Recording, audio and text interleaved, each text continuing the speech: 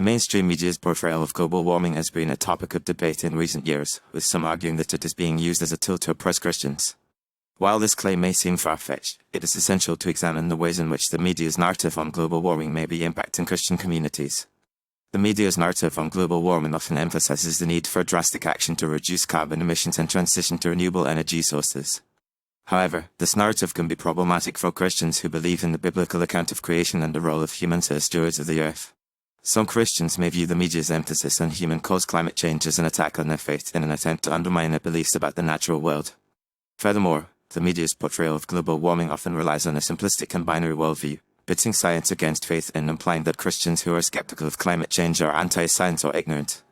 This narrative ignores the complexity of Christian teachings on the environment and the many Christian organizations and individuals who are actively working to address climate change. In addition, the media's focus on global warming can be seen as a way to distract from other social and economic issues that are of concern to Christians, such as poverty, abortion, and religious persecution. By dominating the news cycle with stories about climate change, the media may be diverting attention away from these issues and creating a false narrative that Christians are only concerned with environmental issues.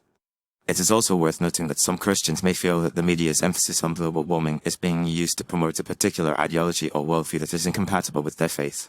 For example, some environmental activists have argued that the only way to address climate change is through a radical transformation of society, including the adoption of socialist or communist economic systems. This kind of rhetoric can be alienating for Christians who believe in the importance of individual freedom and the free market. Moreover, the media's portrayal of global warming can have real-world consequences for Christians, particularly those who work in industries that are targeted by environmental activists. For example, Christians who work in the fossil fuel industry may face discrimination or persecution due to their occupation, and may be viewed as being complicit in the destruction of the planet. This kind of moralizing can be damaging to Christian communities and can create a sense of fear and intimidation among those who are simply trying to earn a living. In contrast, some Christian leaders have argued that the Bible teaches a stewardship model of environmentalism, in which humans are called to care for and manage the natural world in a responsible and sustainable way. This approach emphasizes the importance of individual action and personal responsibility, rather than relying solely on government regulation or technological fixes. However, this perspective is often overlooked in the media's narrative on global warming, which tends to emphasize the need for collective action and government intervention.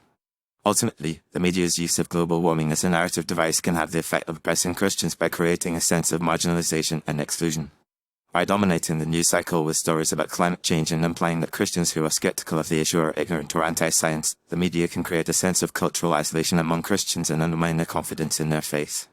It is essential for the media to approach this issue with greater nuance and sensitivity, recognizing the diversity of Christian perspectives on the environment and avoiding simplistic or binary narratives that pit science against faith. By doing so, the media can promote a more inclusive and respectful public discourse, one that acknowledges the complexity and richness of Christian teachings on the environment.